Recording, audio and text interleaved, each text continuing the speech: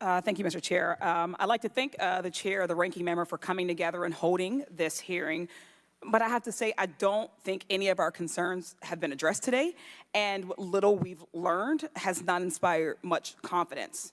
I will just say that we obviously can't allow the violence we're seeing in this country become the norm or a commonplace, but that seems to be where we're heading.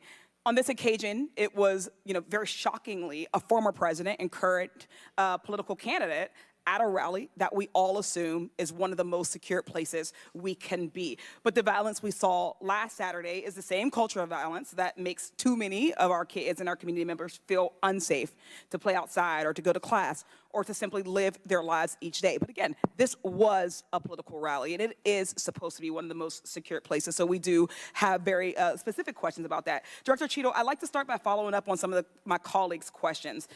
My colleagues, Mr. Krishnamurthy and Mr. Frost, highlighted a number of points that showed the shooter presenting an active threat. So I'd like to ask you, Director Cheatle, to clarify what the protocol is for postponing or canceling an event based on a threat, and how the events on July 13th didn't meet those standards.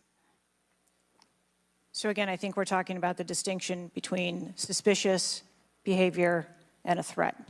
And at the time that this individual was identified, they were displaying suspicious behavior. I'm still waiting for interviews from the FBI to determine what it was that identified that individual as suspicious and what those behaviors were. To that question, does suspicious behavior vary between different events? For instance, if we have an event with a president, would there not be a heightened standard for suspicious behavior?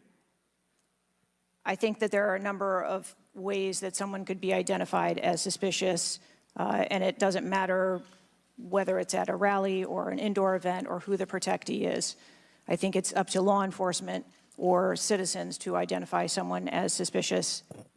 Okay, thank you. According to the Associated Press, at least 6 different agencies, including 2 sheriff's office, local police, state police, as well as fire and emergency rescue officials, were involved in securing the rally in Butler. When there are so many teams that are collaborating, who takes the lead and how is that determined? The Secret Service is responsible for the security of the site and the coordination. And that was the case on July 13th? Correct. Okay. Changing gears, in 2024's appropriations budget, the Secret Service was given a little over $3 billion, which was about $78 million above what was requested. For 2025's budget, you've requested yet another increase. How much of these funds goes towards training and improving protection procedures? I would have to get back to you on the training aspect of it, but about 30% of our budget is for protection and facilities and training. But clearly the problem can't be a lack of funding. So what exactly do you see as the core problem that led to this failure, that led to your agency being outgunned by a 20-year-old using his father's gun and acting on his own without a particularly sophisticated plan or technology? I think that we are waiting to determine exactly what those failures or failure was so that we can make sure that the Secret Service is stronger after this.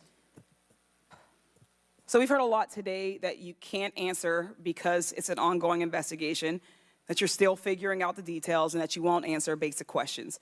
You've said 60 days for the investigation, but I simply don't think that's acceptable. Do you really plan to keep avoiding questions and the American people's questions, ours and the American people's questions, for the next 60 days?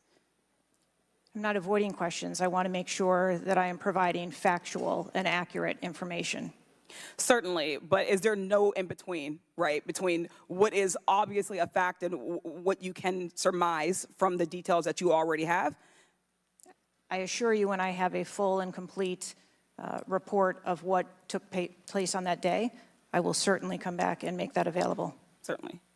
Studies indicate that the United States is experiencing increasing levels of political violence and tension. Does the Secret Service see increasing political violence as a threat to its work? And if so, how is the Secret Service adapting its strategies and protocols to account for increasing political violence? We are constantly evaluating the threats that we receive and monitoring that, and we make adjustments on a daily basis to our protectees based on what those threats are and what actions we need to take. Yes or no? Do you believe that stricter controls on the availability of assault weapons would make it easier for the Secret Service to fulfill its missions of protecting public officials? I think the Secret Service is tasked with providing a safe environment, which is why we put into place a number of mitigation factors. Certainly, but do assault weapons make it easier or harder for you to do your job? I think that any weapon makes it difficult for us to do our job. Okay, I yield back.